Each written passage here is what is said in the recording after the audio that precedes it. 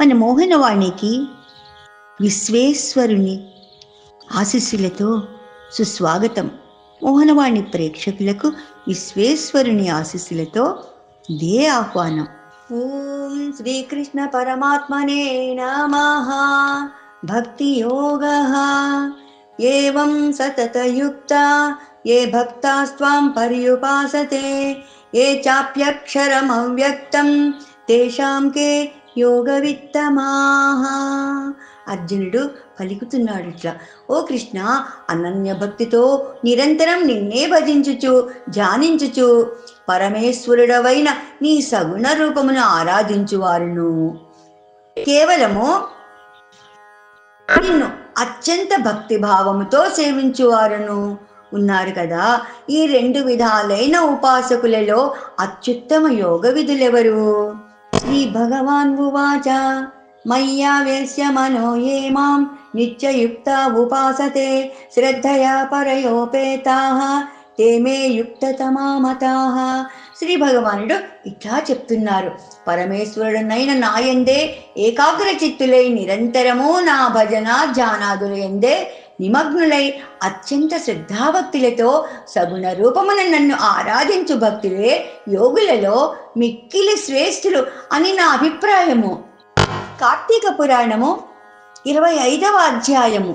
దుర్వాసుడు అంబరీషుని శపించుట.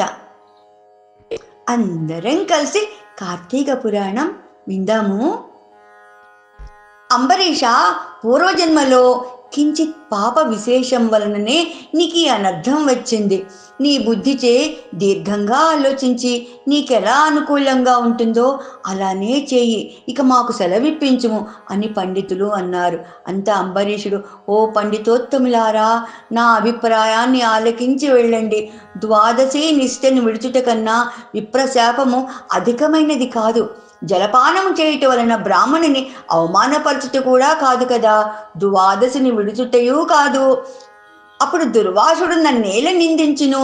నిందింపరు కదా. నా తొల్లి పుణ్యఫలము నశింపదు, కావున జలపానమునరించి ఊరకుందును అని వారి ఎదుటనే జలపానమునరించెను. అంబరీషుడు జలపానమునరించిన మరుక్షణమే దుర్వాసుడు స్నానము జపము అన్నీ పూర్తి చేసుకుని అక్కడికి వచ్చిన వెంటనే ఆ ముని మహారౌద్రాకారుడై కండ్ల వెంట నిప్పులు గ్రక్కుచు: ఓరి మదాంద, నన్ను భోజనానికి రమ్మని నేను రాకనే నీ వేళ భుజించితివి. ఎంత దుర్మార్గము, ఎంత నిర్లక్ష్యము, ఎంతటి ధర్మ పరిత్యాగివి నీవు భోజనమునకు బదులు జలపానము చేసితివి. అది భోజనముతో సమానమైనదే. నీవు అతిథిని విడిచి భుజించినావు, కావున నీవు నమ్మక ద్రోహి అగుదువే కాని హరిభక్తుడు ఎట్లా కాగలవు? శ్రీహరి బ్రాహ్మణ అవమానమును సహింపడు. మమ్మే అవమానించుటానినా శ్రీహరిని అవమానించటమే కదా. నీ వంటి హరినిందాపరుడు మరి ఒకడు లేడు. నీవు మహాభక్తుడివి అని అతి గర్వం కలవాడవై ఉన్నావు. ఆ గర్వంతోనే నీవు నన్ను భోజనానికి ఆహ్వానించి అవమానపరిచి నిర్లక్ష్యముగా జలపానమునరించావు. అంబరీష, నీవెట్లు పవిత్ర రాజకుటుంబంలో పుట్టావు? నీ వంశము కళంకం కాలేదా అని కోపముతో నోటికి వచ్చినట్లుగా తిట్టెను. అంబరీషుడు ముని కోపమునకు గడగడగడా వణుకుచు ముకులిత హస్తములతో: మహానుభావ, నేను ధర్మహీనుడను. నా అజ్ఞానముచే నేను ఈ కార్యం చేశాను. నన్ను క్షమించండి. బ్రాహ్మణులకు శాంతియే ప్రధానము. మీరు తపోధనులు, దయాదాక్షిణ్యములు కలవారు కదా, నన్ను కాపాడండి అని అతని పాదములపై పడెను. దయాశూన్యుడైన దుర్వాసుడు అంబరీషుని తలను తన ఎడమ కాలితో తన్ని: దోషికి శాపమీయకుండా ఉండరాదు. నీవు మొదటి జన్మలో చేపగాను, రెండవ జన్మలో తాబేలుగాను, మూడవ జన్మలో పందిగాను, నాలుగవ జన్మలో సింహముగాను, ఐదవ జన్మలో వామనుడుగాను, ఆరవ జన్మలో క్రూరుడవగు బ్రాహ్మణుడవుగాను, ఏడవ జన్మలో మూఢుడైన రాజుగాను, ఎనిమిదవ జన్మలో రాజ్యము గాని సింహాసనము కానీ లేనట్టి రాజుగాను, తొమ్మిదవ జన్మలో పాషండ మతస్థునిగాను, 10వ జన్మలో పాపబుద్ధి గల దయలేని బ్రాహ్మణుడుగాను పుట్టెదవు కాక అని వెనక ముందులు ఆలోచించక శపించెను. ఇంకనూ కోపము తగ్గనందున మరల శపించుటకు ఉద్యుక్తుడవుతుండగా శ్రీ మహావిష్ణువు బ్రాహ్మణ శాపము వృధా కాకూడదని తన భక్తునికి ఏ అపాయము కలగకుండా ఉండాలని చెప్పి అంబరీషుని హృదయంలో ప్రవేశించి, మునివర్య, అటులనే మీ శాపాన్ని అనుభవిస్తాను అని ప్రాధేయపడను. కానీ దుర్వాసుడు ఇంకా కోపం పెంచుకుని శపించబోగా శ్రీమన్నారాయణుడు తన సుదర్శన చక్రమును అడ్డుపెట్టెను. ఆ సుదర్శనము కోటి సూర్యప్రభలతో అగ్ని జ్వాలలు గ్రక్కుచు దుర్వాసునిపై పడబోయెను. అంత దుర్వాసుడు ఆ చక్రము తనను మసి చేయునని తలంచి ప్రాణముపై ఆశ కలిగి ఆ చక్రం నుంచి బ్రతుకు జీవుడా అని పరువిడను. మహా తేజస్సుతో చక్రాయుధము దుర్వాసుని తరుముచుండెను. దుర్వాసుడు తనను కాపాడమని భూలోకమునున్న మహామునులను, దేవలోకమున కరిగి దేవేంద్రుని, బ్రహ్మలోకానికి వెళ్ళి బ్రహ్మదేవుని, కైలాసానికి వెళ్ళి పరమేశ్వరుని ఎంత ప్రార్థించిననో కూడా వారు సైతము చక్రాయుధము బారి నుండి దుర్వాసుని కాపాడలేకపోయారు. 25వ రోజు పారాయణము సమాప్తము. ఓం నమో భగవతే వాసుదేవాయ.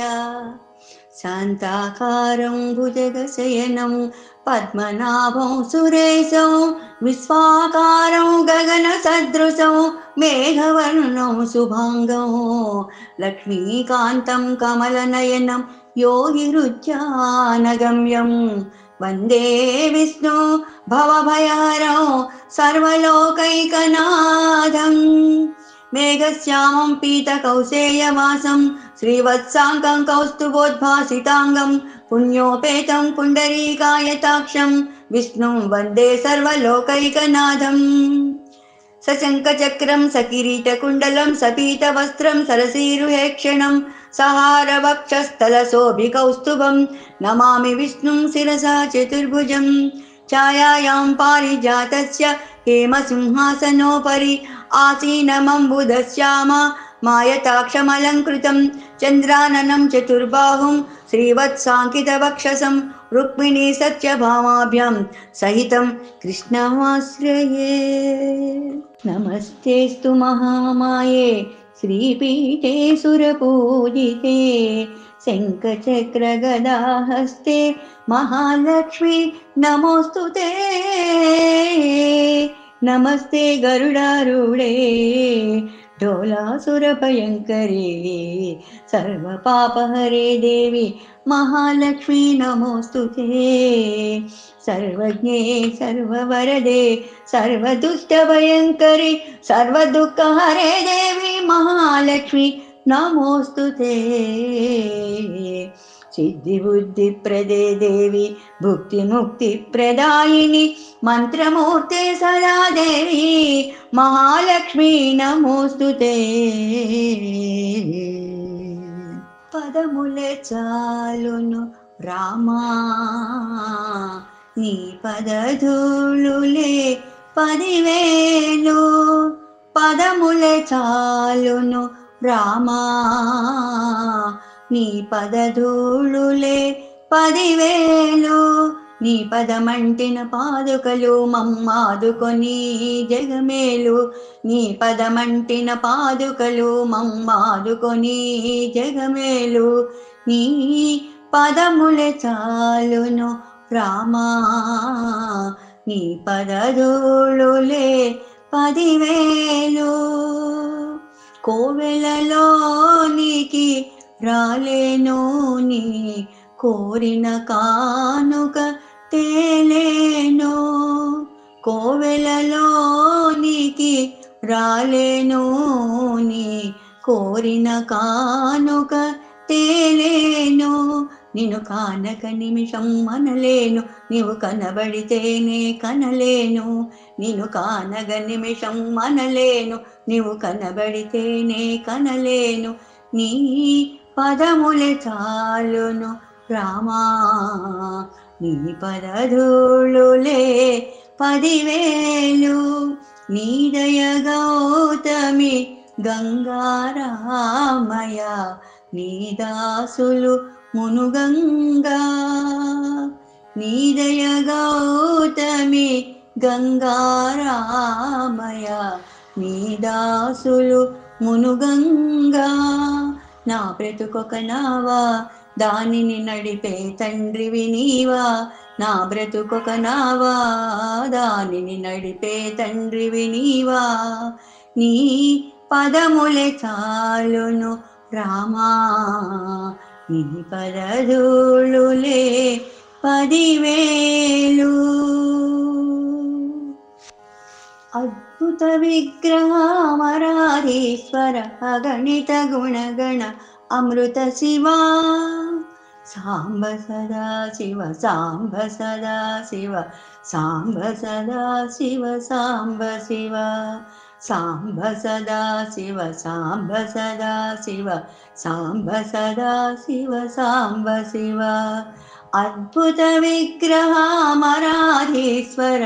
అగణిత గుణగణ అమృత శివా సాంబ సదా శివ సాంబ సదా శివ సాంబ సదా శివ సాంబ శివ ఎంత మాత్రమున ఎవరు తలచిన అంత మాత్రమే నీవు ఎంత మాత్రమున ఎవరు తలచిన అంత మాత్రమే నీవు అంతరాంతరములెంచి చూడ పిండంతే నిపటి అన్నట్లు ఎంత మాత్రమున ఎవరు దలచిన అంత మాత్రమే నీవు కొలుతురు మిము వైష్ణవులు కూరిమితో విష్ణుడని పలుకుదురు మిము వేదాంతులు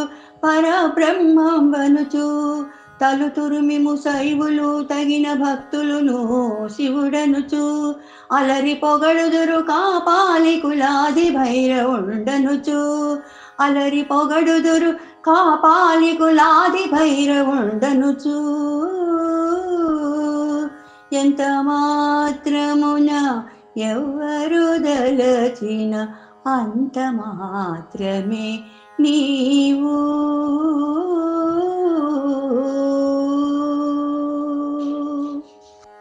ఏమండోయ్ ఇప్పటివరకు మన ఛానల్కి సబ్స్క్రైబ్ చేసుకోకపోతే ఈ క్షణమే వెంటనే సబ్స్క్రైబ్ చేసుకుని ఆ పక్క నుండి బెల్ బటన్ని మ్రోగించండి. అప్పుడు నేను చేసే అప్డేట్స్ అన్నీ మీ ముందు ప్రత్యక్షమవుతాయి.